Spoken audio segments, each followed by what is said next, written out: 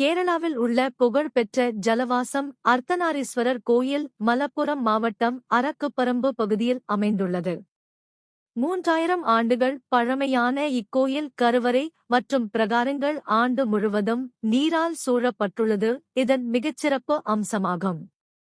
இந்த கோவிலில் அர்த்தநாரீஸ்வரர் மூலவராக உள்ளார். அதாவது ஒரு பக்கம் சிவனும் மறுபக்கம் பார்வதியும் இணைந்தது போல் சிவலிங்கம் காட்சி தருகின்றார்.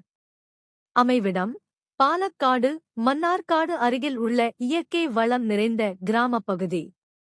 ஜலவாசம் மூலவர் அர்த்தநாரீஸ்வரர் சிலை மற்றும் கருவறை பகுதி எப்போதும் நீருக்குள் மூழ்கியிருக்கும்படி அமைந்துள்ளது. ஐதீகம் சிவனும் பார்வதியும் நீராடிய புனித இடம் என்ற நம்பிக்கையின் அடிப்படையில் இக்கோயில் வழிபாட்டில் உள்ளது. குடும்ப ஒற்றுமை மற்றும் மன அமைதிக்காக பக்தர்கள் இங்கு வந்து வழிபடுகின்றனர்.